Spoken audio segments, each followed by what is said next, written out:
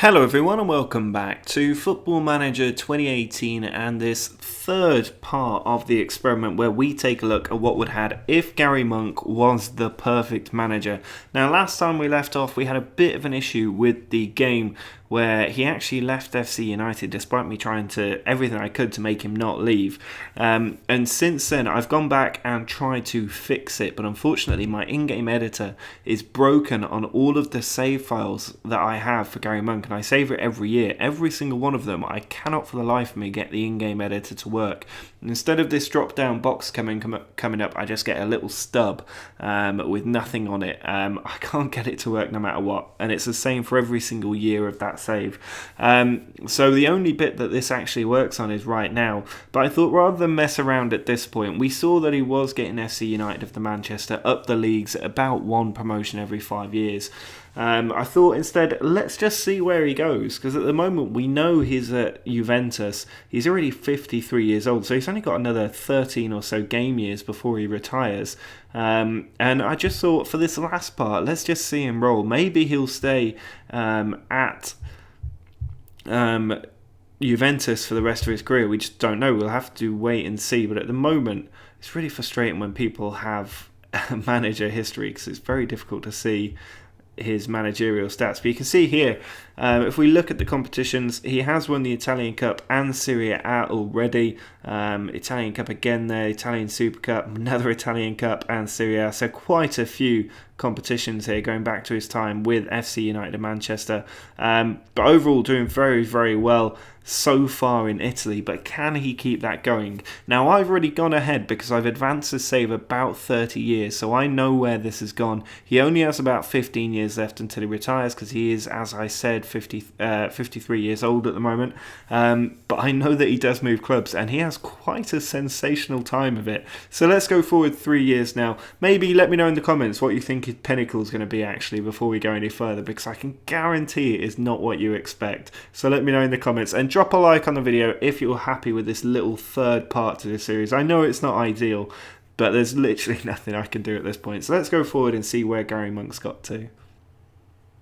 Well, we're in 2036 now, and Gary Monk, now the manager of Paris Saint-Germain, a little switch there from Juventus when he left of his own free volition and moved to PSG. That's after winning the Italian Cup, Serie A again, the Italian Super Cup. What else did he get? Another Italian Cup and Serie A, Italian Super Cup. Not at the best of times in the Champions League up to now. Another Italian Super Cup and Serie A. He's been racking them up at quite a rate, to be fair to him. If you have a look at the Juventus senior squad schedule, and just drop back to the previous years, you can see here it's only going to show us the really, really important stuff. Michael Keane there having a testimonial. Moise Keane, not Michael Keane. Very different players. But you can see he didn't get out of the Champions League group and actually had to settle for the Europa League, where he's beaten by Liverpool in the semi-finals. The year before that, knocked out of the Champions League by Chelsea in the knockout round, and again before that knocked out by PSG, the team he's now joined. Barcelona the year before that, never really making any serious progress except in the 30-31 season. He actually joined them in 2029, so he was in charge during those semi-finals where they're beaten on away goals by Real Madrid. Heartbreaking result there. 77th minute goal sending Real Madrid through when it looked like Juve were going through. The year before that, Bayern took him out, and in his first season knocked out of the Europa League by Chelsea.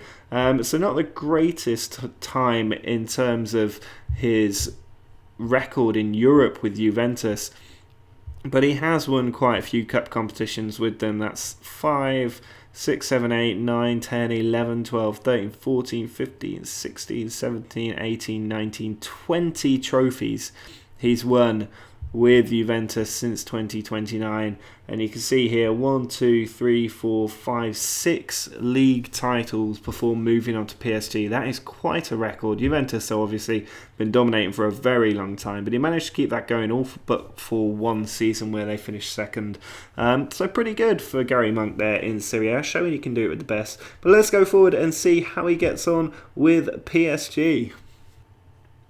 3 years into the future, and as you can see, Gary Monk now in charge of Real Madrid, the absolute pinnacle for a football manager who's managing Real Madrid or Barcelona, and that is exactly where he's got to. If we look at his milestones, you can see he resigned as manager of PSG and then took over at Real Madrid. Not sure why he resigned at PSG, but if we have a look at the senior squad and their schedule, we might get some idea. Dropped back one season. In his final season, he was knocked out of the Champions League semi-finals by Liverpool. Made that again there, this time with PSG. Actually beating Real Madrid along the way. Not an easy run that. He had Barcelona, Ajax and Benfica in the group, then AC Milan, then Real Madrid, then Liverpool knocking him out. The year before, knocked out by West Ham of all clubs. In the knockout stages, a 3-1 defeat at the London Stadium, defeating them in front of 66,000 hammers.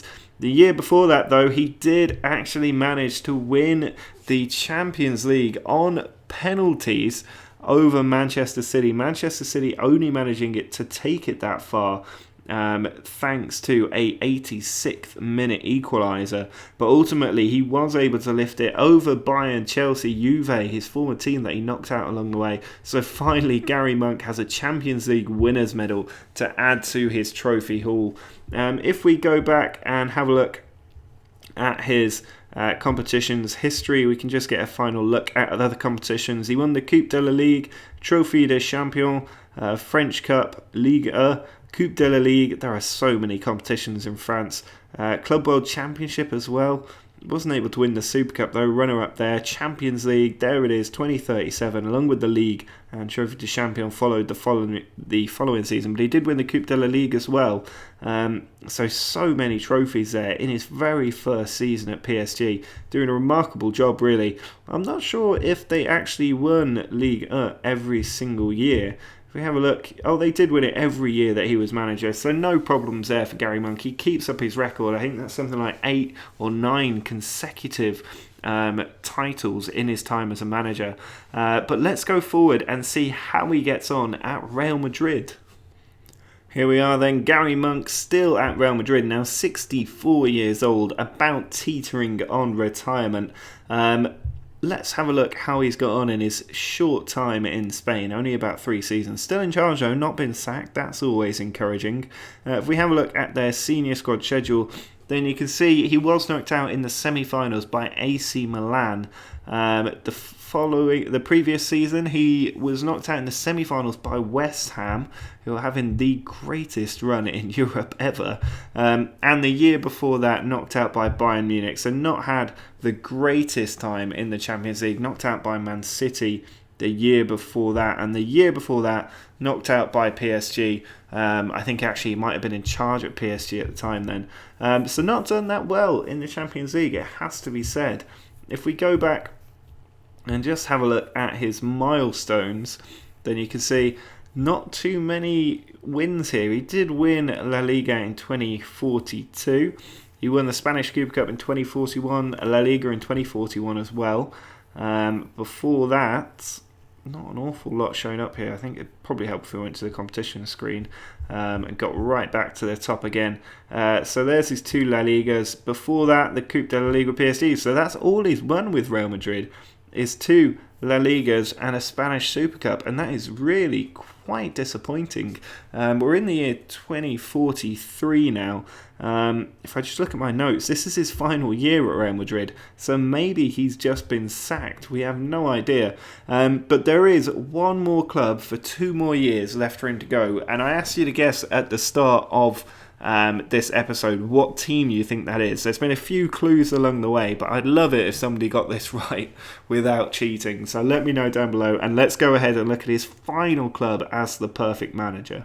Well, here we are, his final month as a manager before he retires. He's going to retire at the end of this season. You can see down here, 22/06/2045. So just 3 days left of his managerial career. And he is at West Ham United. Well done to anybody, and I know that nobody did, who guessed that right. But he's ended up at West Ham. We've seen them have glory before he's even come here as a manager. And if we have a look at West Ham's profile, we do have full information for them. You can see they've been doing well for a little while, since about here in the 2027 season. They finished 3rd little bit down outside of Europe, but since then they've been a consistent team in and around these positions. And if we have a look at their senior squad schedule and drop back a couple of years to when Gary Monk came in, he started as manager in the 2043-44 season, which is this one here. And what a start to the season he had as manager.